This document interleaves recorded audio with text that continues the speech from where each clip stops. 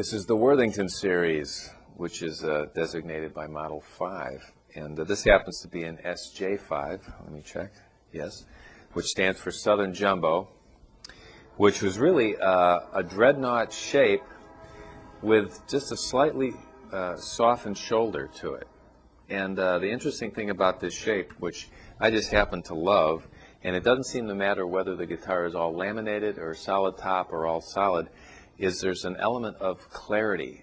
When you hit a chord, usually on a quality dreadnought, you get this kind of rush of music. It's just kind of all blended together, and you don't necessarily hear each note in the chord defined. This guitar tends to give you that clarity. So all the Worthington series are solid book-matched spruce tops. Again, a lot of power out of that top, which is going to give you more bass, more volume, more projection, even treble. The whole tone spectrum is improved. The sides and back are a wood called sapele. It's really like a striped mahogany.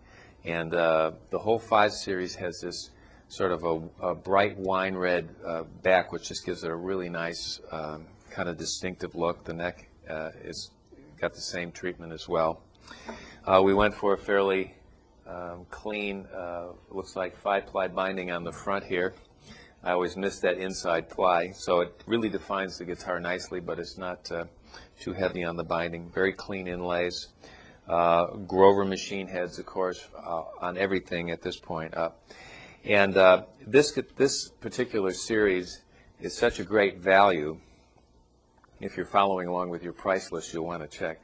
But it's such a great value that we decided to offer a whole bunch of models in it. So I'm going to show you one additional model, but there are, there's dreadnoughts, dreadnought cutaway electrics, OM cutaway electrics.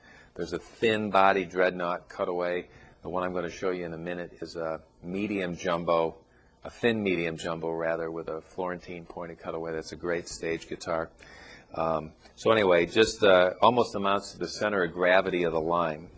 Tortoiseshell pickguard, abalone rosette, the new bridge, great great neck angle, so you get nice saddle height with the ability to get your action low. Just a really, really nice, great value. Worthington. Okay, as I promised, this is another version another model rather in the Worthington series, and this is the TMJ, which stands for Thin Medium Jumbo. Okay, so this is a jumbo shape silhouette. It's a medium jumbo, and you have that Florentine cutaway, the pointed cutaway. This body shape, by the way, is something that I'm really proud of, because in 1979, you could order special a cutaway acoustic from Guild, and I believe Takamine offered one. But cutaways were almost unheard of, and I was with a company at the time that launched a line of this style guitar in a thin body, and we had 13 models, and everybody thought it was nuts, and by the next NAMM show, 13 companies were making that guitar. So it really kind of changed the industry a little bit. The cool thing about this shape is that one of the problems you have when you play live in a band or on stage, and you amplify, this has a pickup system in it, by the way, which we'll talk about in a second. But when you play live, there's a problem called feedback, if you're not aware of it, and that's a situation where the energy from the speakers drives, makes the body resonate, and you get a feedback loop. And this thinner body, this thinner sound chamber, reduces that low-end feedback resonance. So it's really a great guitar on stage.